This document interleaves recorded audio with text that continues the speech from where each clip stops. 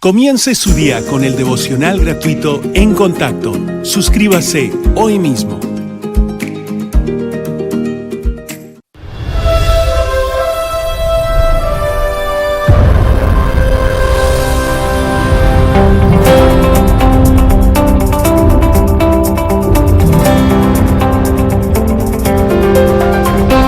En Contacto, el Ministerio de Enseñanza del Dr. Charles Stanley. Alcanzamos al mundo con el Evangelio de Jesucristo por medio de una enseñanza bíblica sólida.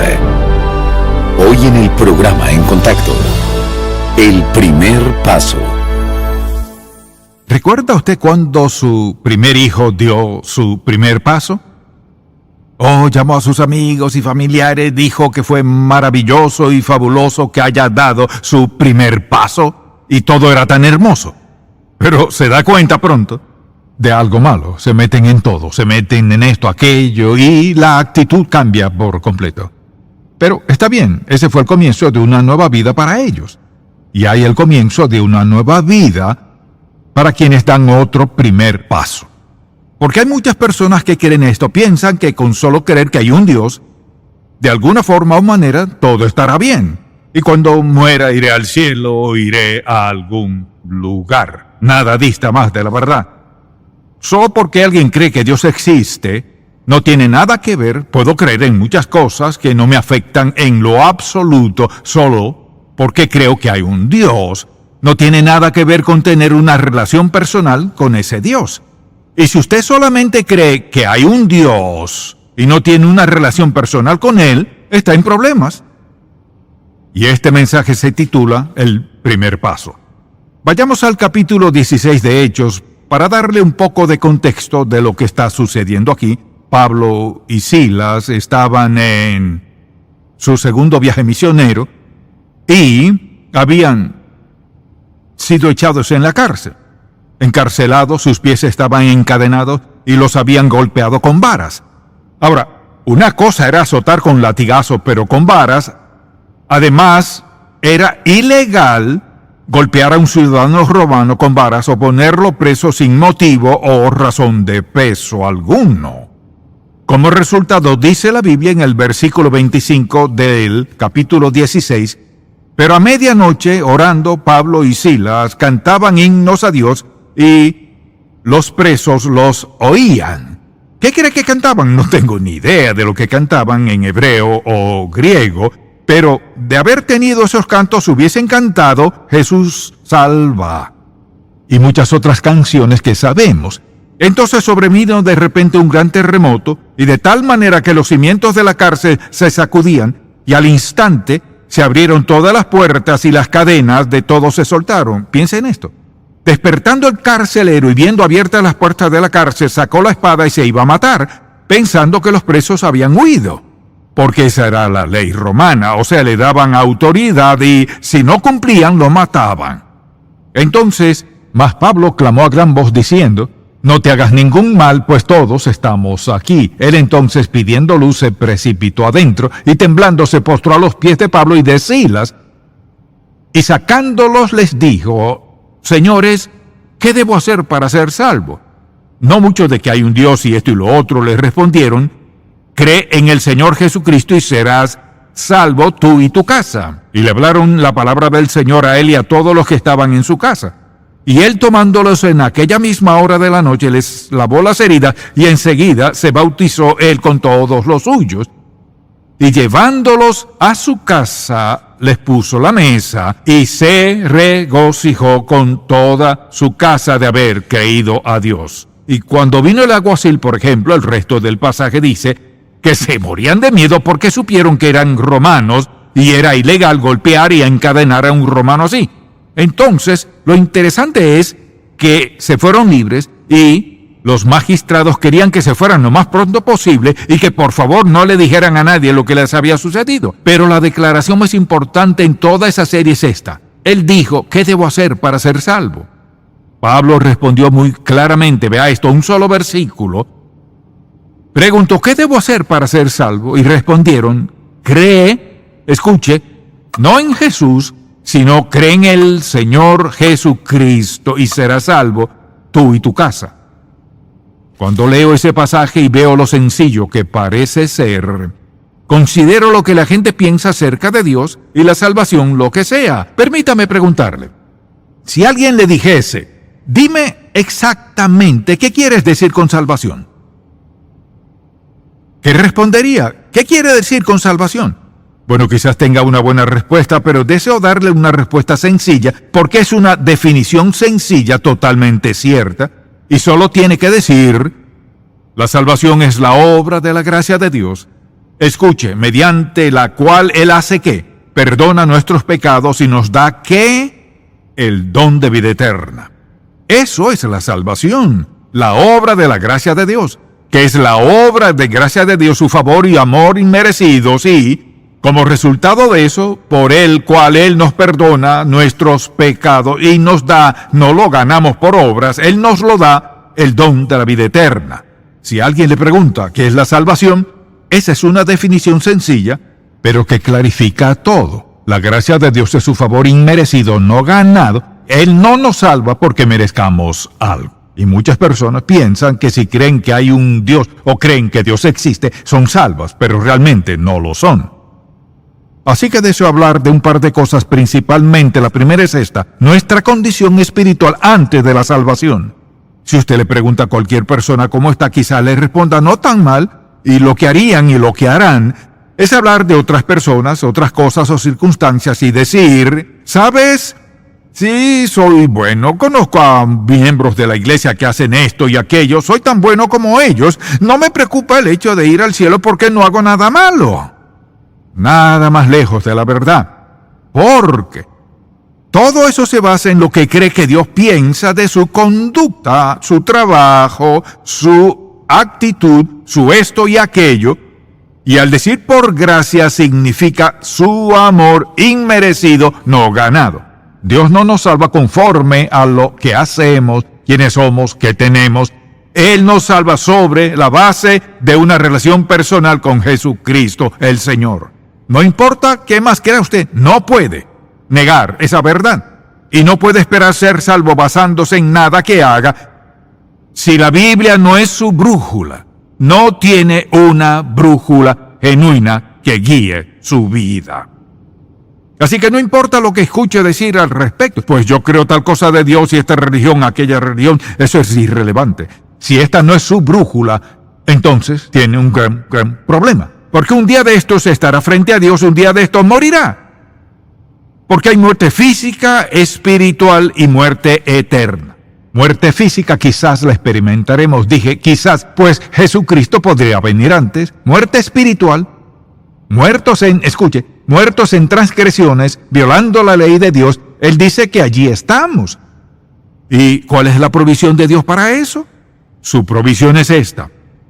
Y es la provisión de Dios, permítame decir, primero que todo, es motivada por amor. Tenga la bondad de acompañarme a Romanos 5, versículo 5. Y la esperanza no avergüenza, porque el amor de Dios ha sido derramado, no rociado, derramado. El amor de Dios ha sido derramado en nuestros corazones por el Espíritu Santo que mora en nosotros, que nos fue dado, porque Cristo, cuando aún éramos débiles, a su tiempo murió por los impíos. Éramos incapaces de salvarnos. Ciertamente es apenas morirá alguno por un justo, con todo pudiera ser que alguno osara morir por el bueno. Mas Dios muestra su amor para con nosotros, en que, siendo aún pecadores, Cristo murió por nosotros.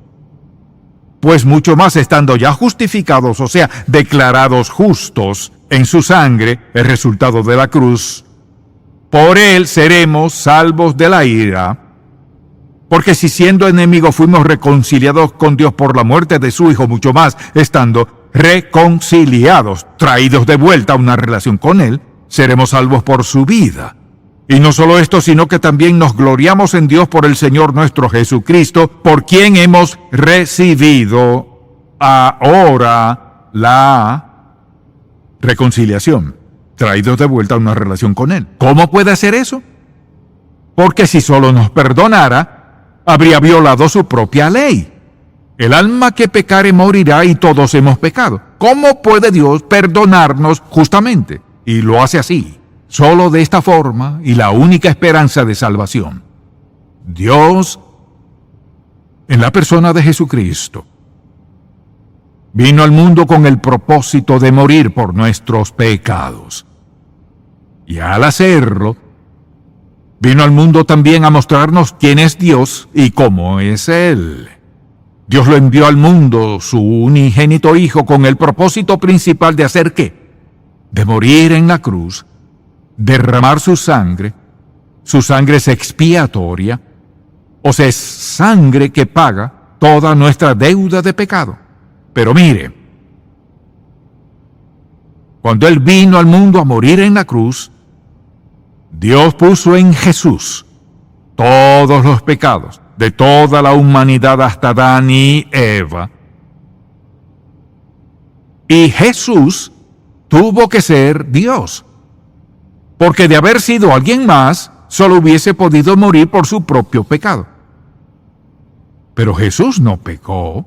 Fue el Hijo perfecto de Dios, el Cordero perfecto, quien es la única persona que dio su vida, primero sin pecado, quien dio su vida en sacrificio sustitutivo, considerado suficiente a los ojos de Dios para nuestros pecados. Nada ni nadie, sino Jesús.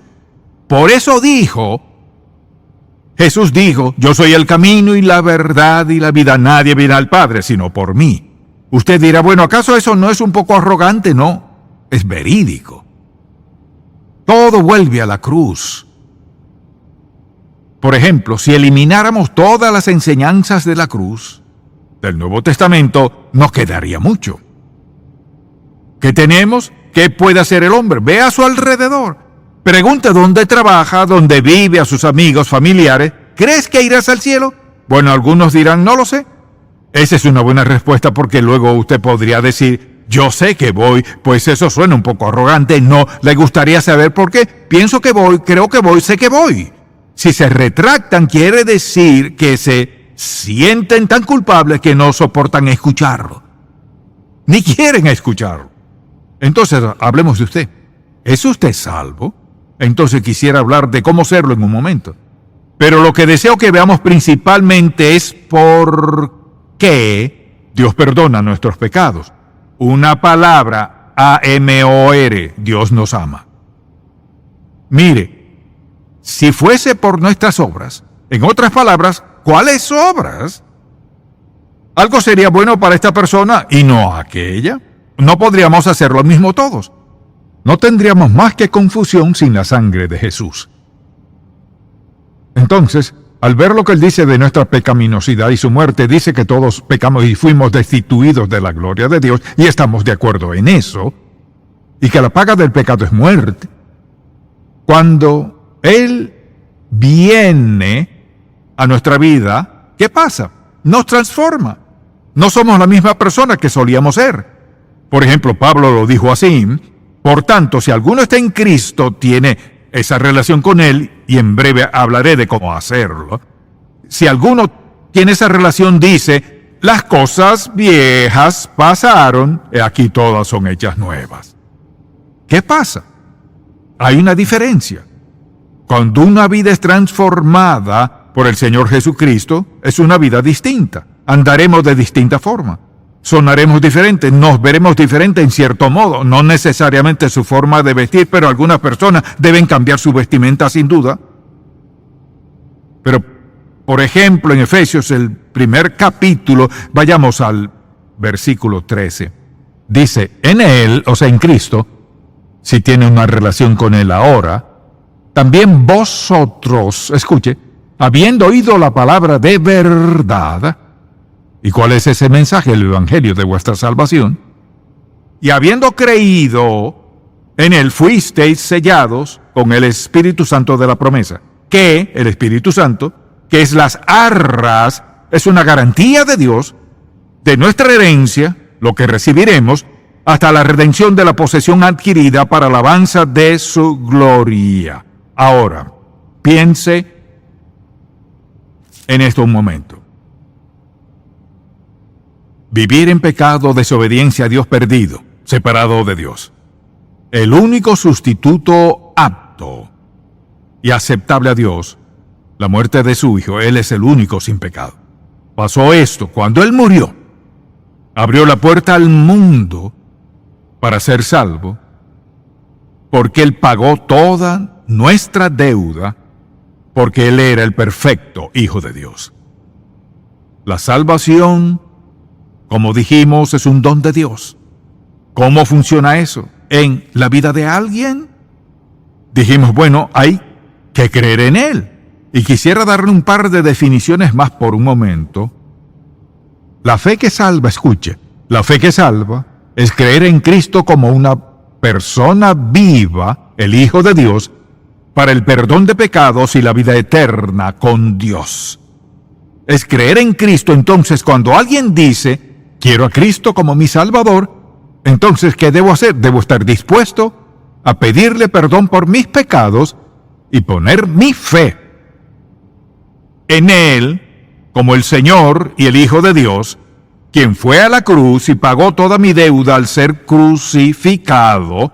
Estoy dispuesto a creer que Él, por lo que ha hecho por mí, la aceptación de Dios de eso, estoy dispuesto a creer que Él me salva, y al momento de hacerlo, Él dice que el Espíritu Santo viene y nos sella como hijos de Dios. Usted dirá, bueno, ¿qué se supone que haga? La fe que salva es poner mi confianza en Él.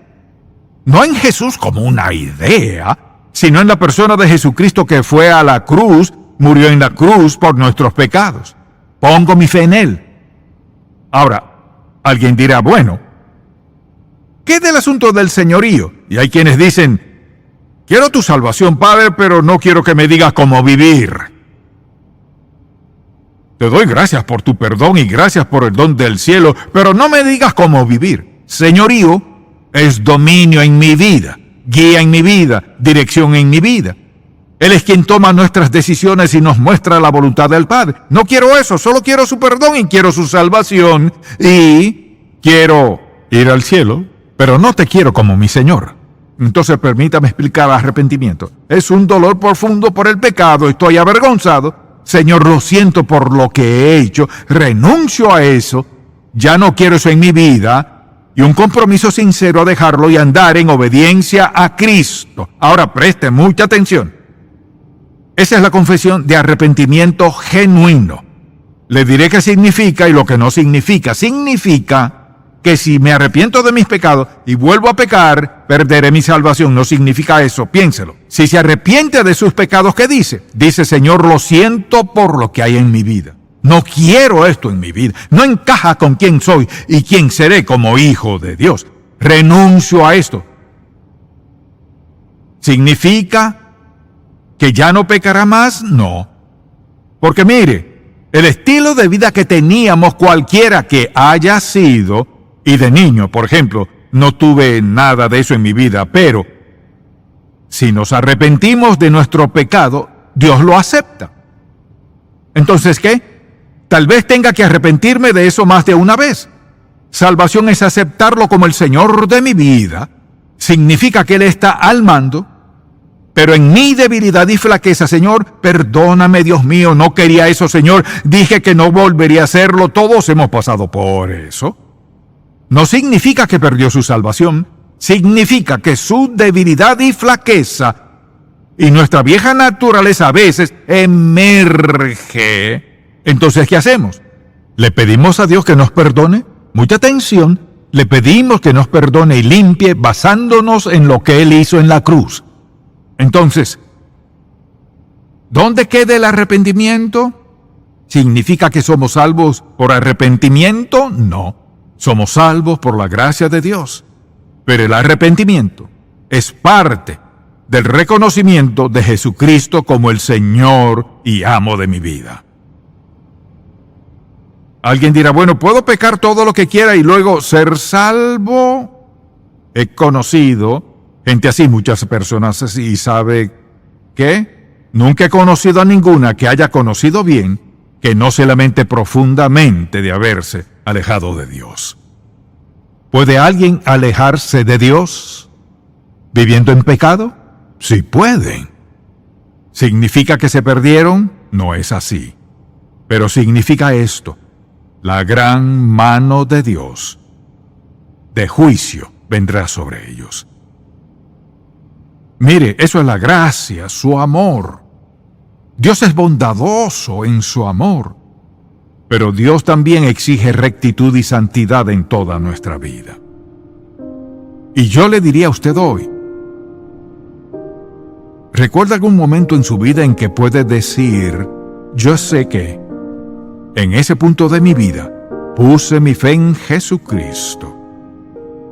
Dirá, no lo entendí todo en aquel entonces. Bueno, tampoco yo.